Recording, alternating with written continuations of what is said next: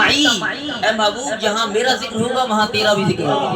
اگر اذان میں میرا ذکر ہوگا محبوب تیرا بھی ذکر ہوگا. اگر نماز میں میرا ذکر ہوگا تو تیرا بھی ذکر ہوگا. اگر زمین میں میرا ذکر ہوگا تو تیرا بھی ہوگا. اے محبوب اگر آسمانوں میں میرا ذکر ہوگا تو تیرا بھی ہوگا.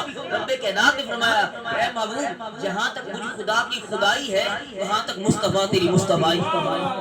نعرہ تکبیر، نعرہ رسالت، نعرہ تحقیق.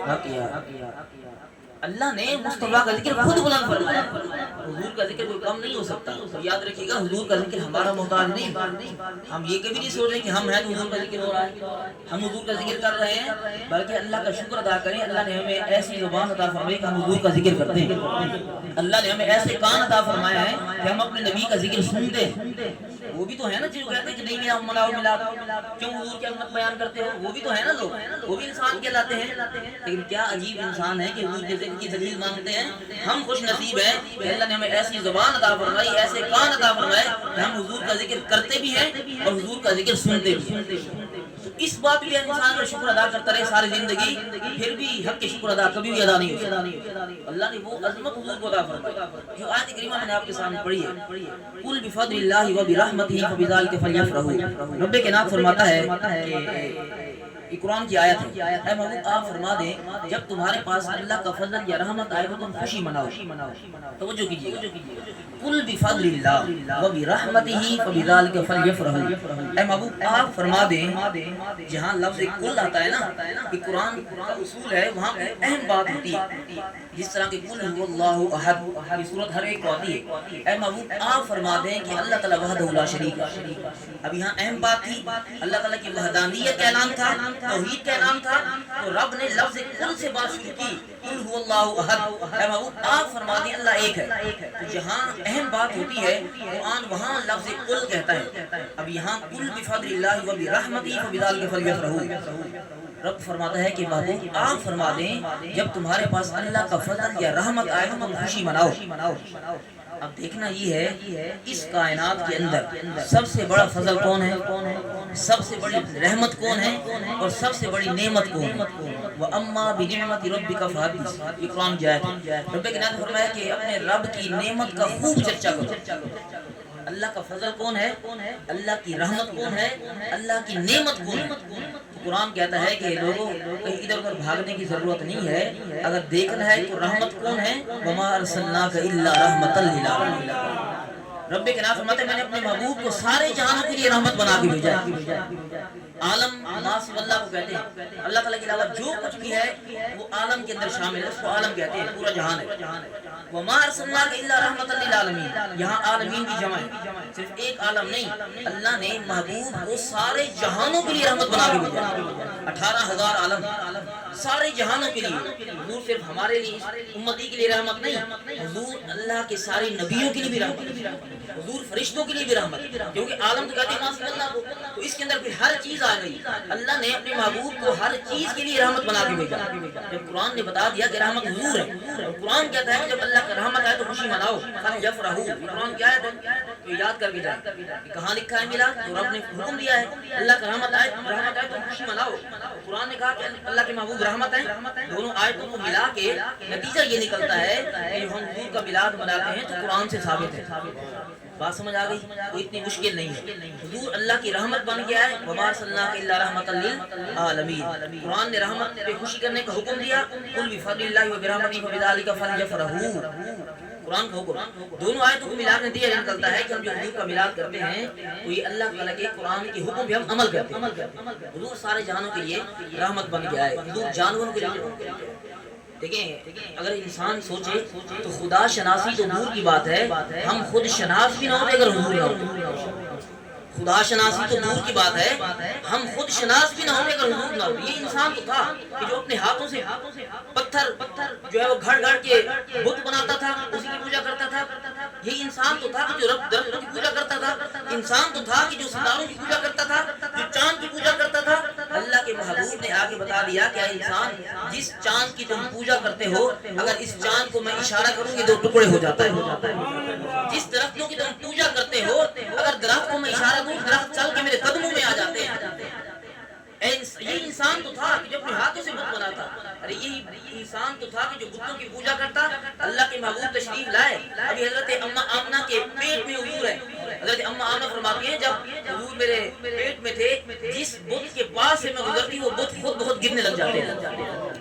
اللہ نے وہ عظمت مصطفیٰ کو عطا فرمائی، حضور سارے جہانوں کے لیے رحمت بن کے آئے، تو انسان تو خود شناس بھی نہ ہوتا کہ حضور نہ ہوتے، ماں کا کوئی وقار نہیں تھا، بہن کا کوئی وقار نہیں تھا، بیٹی کی کوئی عزت نہیں تھی، اللہ نے محبوب کو بھیجا، اللہ کے محبوب نے بتایا کہ بیوی کا مقام کیا ہوتا ہے، ماں کا مقام کیا ہوتا ہے، بیٹی کی عزت کیا ہوتی ہے، نہ ماں کی عزت تھی، نہ ماں کا وقار تھا، نہ بہن کا کوئی مقام تھا، نہ بیٹی کی عزت تھی، حضور نے آ کے فرمایا کہ لوگو تم کہتے ہو بیوی کا کوئی وقار نہیں، حضرت اما خدیجہ کو حضور نے جب چادر منگائی، حضور نے فرمایا کہ خدیجہ تم نے چادر منگائی ہے، لو اردت جلدی لآتیتکی، اگر تم میرے جسم کی جلد مانگتی تو میں محمد تمہیں وہ بھی عطا فرما دیتا۔ یہ بیوی کا مقام حضور نے بتایا، ماں کا مقام کیا ہوتا ہے، حضور نے فرمایا کہ الجنت تحت اقدام الامہات، اللہ نے جنت ماں کے قدموں کو لے رکھی ہے۔ جس بیٹی کو انسان اپنے ہاتھوں سے زندہ زمین درگور کرتا تھا، اس وقت حضور نے تاریخی جملہ ارشاد فرمایا کہ بیٹیوں کو زندہ زمین درگور کرنے والا سن لو، فاطمہ بضعۃ منی، میری بیٹی فاطمہ تو میرے جگر کا ٹکڑا ہے۔ میں یہ آپ یہ جملہ کہیں کوئی معنی نہیں رکھتا، اس وقت یہ جملہ کہنا کہ جب اپنے ہاتھوں سے باپ اپنی بیٹی کو زمین کے اندر دفن کر دیتا، اور ایک صحابی حضور کی بارگاہ میں آئے، حدیث میں موجود ہے، آ کے عرض کرتے ہیں یا رسول اللہ صلی اللہ علیہ وسلم، حضور ایک بات مجھے بہت پریشان کرتی ہے، تو حضور نے فرمایا کیا بات ہے، عرض کرتے ہیں حضور زمانہ جاہلیت کے اندر میری ایک بیٹی تھی، میں کہیں باہر سفر پہ گیا ہوا تھا، میری بیوی حاملہ تھی، جب میں واپس آیا عرصے بعد تو میں نے آ کے گھر میں دیکھا تو ایک بچی چل رہی تھی، میں نے بیوی سے پوچھا کہ یہ کون ہے، اس نے کہا کہ تمہاری بیٹی ہے۔ حضور یہ بات مجھے ستاتی ہے، مجھے سونے نہیں دیتی، میں رات کو سوتا ہوں تو یہ بات مجھے یاد آتی ہے تو میری چیخیں نکل جاتی ہے۔ حضور نے فرمایا کیا جرم تم نے کیا ہے، اس صحابی نے عرض کی حضور میری بیٹی تھی اور اس بیٹی کو میں نے اپنے ہاتھوں سے کنویں کے اندر پھینک دیا تھا، اور وہ بیٹی ایسی تھی کہ چل رہی تھی، سمجھدار تھی، وہ بیٹی مجھے یا ابتا اس کے جو آخری الفاظ تھے، حضور مجھے کہہ رہی تھی اے ابا جان، حضور مجھے ترس نہیں آیا، زمانہ جاہلیت میں نے اپنی بیٹی کو اپنے ہاتھوں سے کنویں میں ڈال دیا۔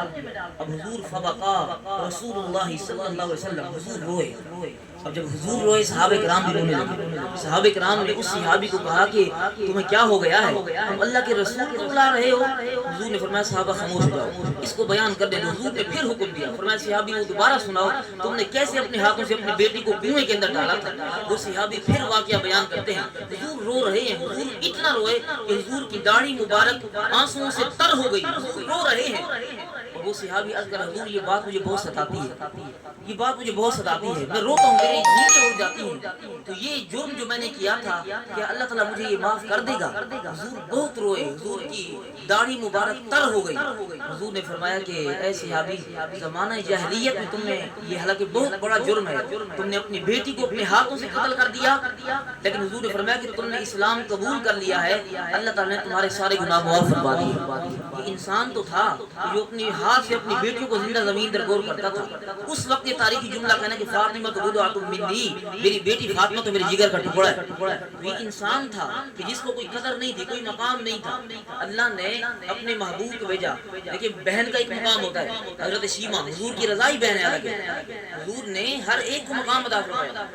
آج ہم بہنوں کو کوئی عزت نہیں کرتے، حالانکہ بہنیں اپنے بھائیوں سے بڑی محبت کرتی ہیں۔ اگر انسان سوچے تو بھائیوں کے دل سخت ہو سکتے ہیں، بہنوں کے دل سخت نہیں ہوتے۔ ہمیں غلط فہمیاں ہوتی ہیں، بعض اوقات ہمیں غلط فہمی ہوتی ہے کہ میری بہن میرے بارے میں یہ باتیں کرتی ہے۔ بہن اپنے بھائی سے جتنی محبت کرتی ہے، بھائی اپنی بہن سے اتنی محبت نہیں کرتے، یہ یاد رکھیے، یہ ہمارا مشاہدہ ہے، تجربہ ہے۔ بہنیں بڑی محبت کرتی ہیں۔ حضور کی ایک رضائی بہن تھی جن کا نام حضرت شیمہ تھا۔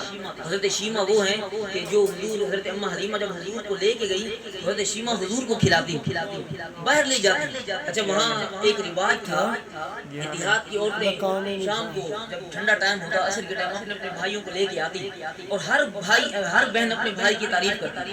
کوئی بہن کہتی کہ میرے بھائی کی ذرا آنکھیں تو دیکھو کتنی خوبصورت ہیں، ہر بہن اپنے بھائی کی تعریف کرتی۔ جب حضرت شیمہ حضور کو لے کے آتی، رضائی بہن تھی، حضرت شیمہ کہتی کہ تم اپنے بھائیوں کی تعریف کر رہی ہو، ذرا میرے بھائی محمد کو تو دیکھ لو۔ تو وہ کہتی کہ شیمہ تمہارے بھائی محمد کا کوئی مقابلہ کر ہی نہیں۔ حضرت شیمہ حضور کی رضائی بہن تھی، یہ بکریاں چرانے جاتی تھی۔ ایک دن حضرت اماں حلیمہ نے کہا کہ اے شیمہ تم اپنے بھائی محمد کو ساتھ لے کے نہیں جاؤ، تم بکریوں کے پیچھے بھاگو گی یا اپنے بھائی محمد کو سنبھالو گی؟ حضور چھوٹے تھے، حضرت شیمہ حضور کو لے کے جاتی ہے۔ اچھا بکریاں کسی کی کھیت میں چلی جائیں کسی اور کی تو گاؤں دیہات والے سمجھ سکتے ہیں کہ کھیت والے ناراض ہوتے ہیں کہ تمہاری بکریاں ہمارے کھیت میں کیوں آ گئی، ہماری فصل تباہ کر دی، کیوں ہو گیا، لڑنے مرنے کو تیار ہو جاتے ہیں۔ حضرت شیمہ نے کہا کہ اماں جان نہیں، اپنے بھائی محمد کو لے کے جاؤں گی۔ حضرت حلیمہ نے بڑا سمجھایا شیمہ نہیں لے کے جاؤ، اپنے بھائی محمد چھوٹے ہیں ان کو سنبھالو گی یا بکریوں کو سنبھالو گی؟ حضرت شیمہ کا تاریخی جملہ کہنے لگی کہ اماں جان بات یہ ہے کہ جب میں اپنے بھائی محمد کو ساتھ لے کے جاتی ہوں مجھے بکریوں کے پیچھے بھاگنے کی ضرورت نہیں پڑتی، بکریاں خود چل کے محمد کے قدموں میں آ جاتی ہیں۔ اللہ نے وہ حسن ہمارے نبی کو عطا فرمایا، انسان تو انسان رہے، جانور بھی حضور کے قدموں پہ قربان ہوتے ہیں۔ اللہ نے حضور کو سارے جہانوں کے لیے رحمت بنا کے بھیجا۔ آج ہم درود و سلام پڑھیں لوگوں کو فتوے یاد آ جاتے ہیں، کیوں پڑھتے ہو؟ ہم کہتے ہیں انسان تو انسان رہے، درخت بھی حضور کی ذات پہ درود و سلام پڑھا کرتے تھے۔ حضرت یعلا بن مرہ صحابی رسول ہے، مسند احمد بن حنبل کی یہ روایت ہے۔ یعلا بن مرہ کہتے ہیں کہ میں نے 3 معجزے حضور کے دیکھے، 3 باتیں میں نے حضور کی دیکھی۔ کہتے ہیں کہ ایک دفعہ ایسا ہوا، یعلا بن مرہ ایک حدیث کے اندر یہ تینوں باتیں ہیں، مسند احمد بن حنبل کی روایت ہے۔ یعلا بن مرہ کہتے ہیں کہ ایک دفعہ ایسا ہوا میں حضور کے پاس موجود تھا، حضور کی بارگاہ میں ایک اونٹ آیا، لیکن حضور اللہ نے حضور کو پورے جہانوں کی رحمت بنا کر بھیجا، جانوروں کی بھی حضور رحمت ہے۔ کیسے رحمت ہے؟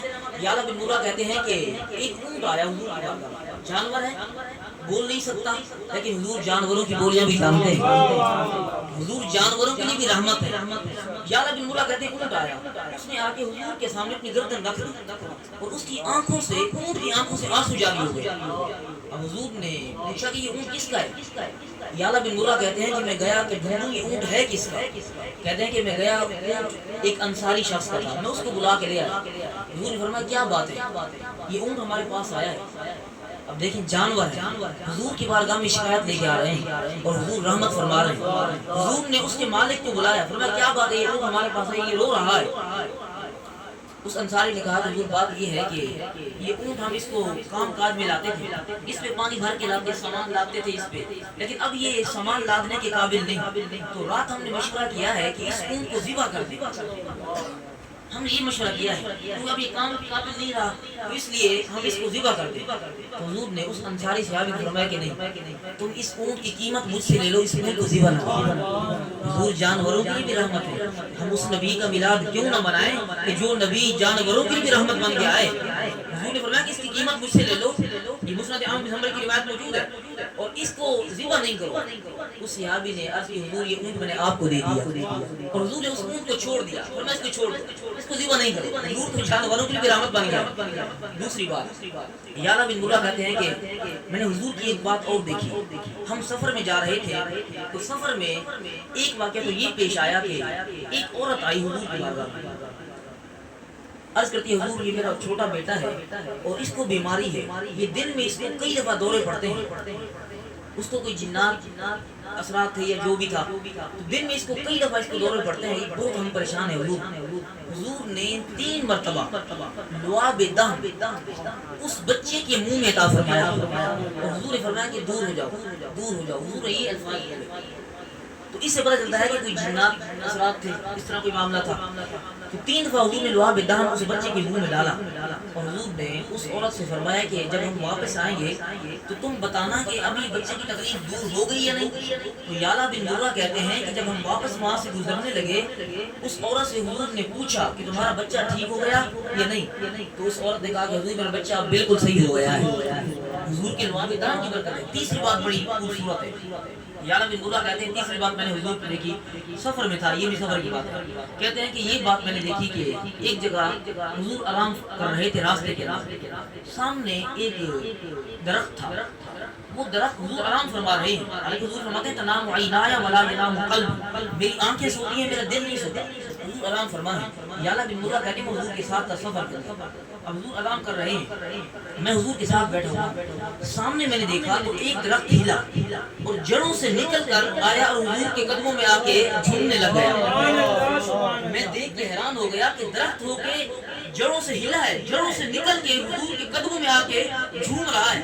اب حضور اعلان فرمائیں، یا اللہ بن مرہ کہتے ہیں کچھ دیر وہ درخت جھومتا رہا، ہم درود و سلام پڑھیں، جھومے کیوں نہ جھومے، جب درخت ہو کہ حضور کی ہاتھ میں جھوم رہے ہیں۔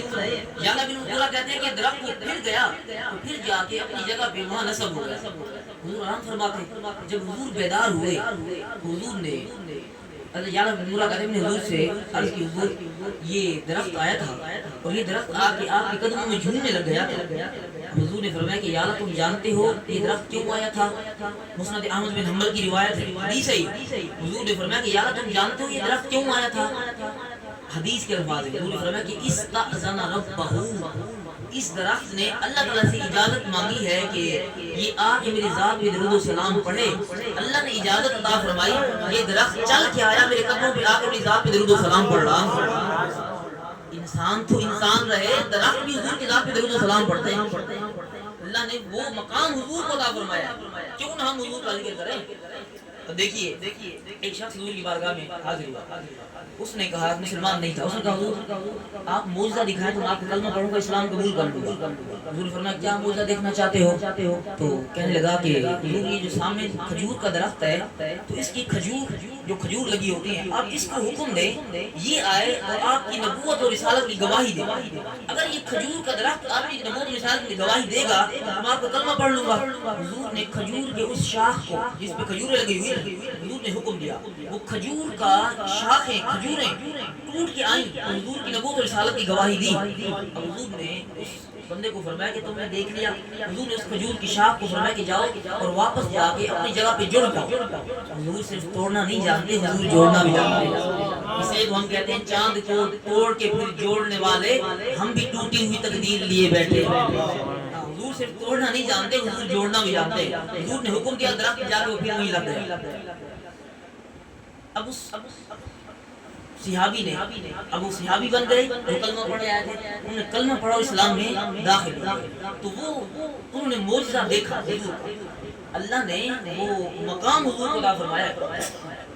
دلائل کی کوئی کمی نہیں ہے، لیکن جو حضور کا ذکر ہے نا تو ہمارے سینے میں یہ ٹھنڈ پیدا کرتا ہے۔ امام شافعی کی یہ بات ہمارے لیے جو ہے وہ بطور دلیل ہے، اعد ذکر نعمان لنا فإن الذکر هو المسک ما کررته يتضوع۔ امام شافعی تو ایت النعمان بن ثابت کے بارے میں ہے کہ میرے ممدوح کی باتیں کرو کہ ان کا ذکر ایسی کستوری ہے کہ تم جو چھیڑتے جاؤ گے خوشبو پھیلتی جائے گی۔ ہم حضور کا ذکر کرتے ہیں تو خوشبو پھیل جاتی ہے، ہمارے سینے میں حضور کی محبت اور بڑھ جاتی ہے۔ یہ جو محافل ہوتی ہیں یہ اس کا مقصد یہ ہوتا ہے کہ دل میں حضور کی محبت اور بڑھتی ہے۔ اللہ نے ہمیں وہ عقیدہ عطا فرمایا ہے کہ ہم حضور کا ذکر کرتے ہیں اور حضور کا ذکر سنتے ہیں، اور اس میں انسان دیکھیں کہ انسان گناہگار ہے کوئی بھی ہو، لیکن اللہ تعالیٰ نے ہم پہ کرم فرمایا، یہ اپنا محبوب عطا فرمایا۔ اللہ تعالیٰ کی بے شمار نعمتیں ہیں، وَإِن تَعُدُّوا نِعْمَتَ اللَّهِ لَا تُحْصُوهَا، تم اللہ کی نعمتوں کو شمار کرنا چاہو تو تم شمار نہیں کر سکتے، لیکن اللہ تعالیٰ نے کسی نعمت پہ احسان نہیں جتلایا۔ یاد رکھیے اللہ نے کسی نعمت پہ احسان نہیں جتایا، لیکن جب اللہ تعالیٰ نے اپنے محبوب کو بھیجا تو کیا کہا؟ لَقَدْ مَنَّ اللَّهُ عَلَى الْمُؤْمِنِينَ إِذْ بَعَثَ فِيهِمْ رَسُولًا، البتہ تحقیق اللہ نے مومنوں پہ احسان فرمایا، احسان حالانکہ جتایا نہیں، اس ایک بات پہ، کب؟ اِذْ بَعَثَ فِيهِمْ رَسُولًا۔ اللہ فرماتا ہے کہ لوگوں محبوب تو میرا تھا لیکن دے تمہیں دیا ہے۔ کوئی محبوب بھی کسی کو دیتا ہے، کوئی اپنا محبوب بھی کسی کو دیتا ہے۔ دنیا کے اندر کسی کو کسی محبت ہو جائے تو کوئی نہیں چاہے گا کہ میرا محبوب کسی اور کا ہو، تو اللہ نے اپنے محبوب کو ہمیں دے دیا تو کیوں نہ احسان فرماتا؟ لقد من اللہ علی المؤمنین اذ بعث فیہم رسولا، تو وہ عظمت و شان اللہ تعالیٰ نے حضور کو عطا فرمائی ہے۔ ایک نعت کے میں چند شعر پڑھتا ہوں اور شاہ صاحب اظہار خیال فرمائیں، اس کے بعد صلی اللہ علیہ وسلم کے صلی اللہ علیہ رسول اللہ وسلم علیکہ یا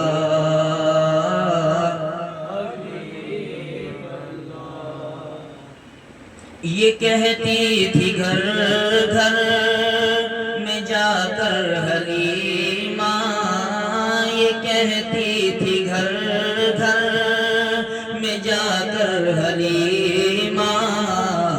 میرے گھر میں خیر صرف آج ہم نہیں کہہ رہے ہیں، حلیمہ نے بھی کہا، یہ کہتی تھی گھر گھر میں جا کر حلیمہ میرے گھر میں خیر بڑے اوج پر ہے میرا اب مقدر، بڑے اوج پر ہے میرا اب مقدر، میرے گھر حبیب خدا اٹھی چار سو رحمتوں کی گھٹائیں، معطر معطر ہے ساری فضائیں، اٹھی چار سو رحمتوں کی گھٹائیں، معطر معطر ہے ساری فضائیں۔ اب یہ سنیے گا، یہ بہاریں یہ صرف آج کی نہیں ہے، اس وقت کی ہے۔ اٹھی چار سو رحمتوں کی گھٹائیں، معطر معطر ہے ساری فضائیں۔ خوشی میں یہ جبریل نغمے سنائے، خوشی میں یہ جبریل نغمے سنائے، وہ شاف روزے مقرب ہے بے شک خلیل و نجی بھی، بڑی شان والے کلیم و مسیح بھی، لیے عرش نے جل کے قدموں کے بوسے، لیے عرش نے جل کے قدموں کے بوسے، وہ امی لقب سردار کی آمد، دلدار کی آمد، تاجدار ختم نبوت۔ یہ سن کر سبھی آپ کا آستانہ ہے دامن پسارے ہوئے سب زمانہ، یہ سن کر سبھی آپ کا آستانہ ہے دامن پسارے ہوئے سب زمانہ، نوازوں کا صدقہ نگاہ کرم ہو، نوازوں کا صدقہ نگاہ کرم ہو، تیرے در پہ تیرے گدا گئے ہیں، نوازوں کا صدقہ نگاہ کرم ہو، تیرے در پہ تیرے گدا گئے۔ نکیرین جب میری تربت میں آ کر کہیں گے زیارت کا مجدہ سنا کر، نکیرین جب میری تربت میں آ کر کہیں گے زیارت کا مجدہ سنا کر، اٹھو بہر تعظیم نور الحسن اب، اٹھو بہر تعظیم نور الحسن اب، لحد میں حبیب خدا اٹھو بہر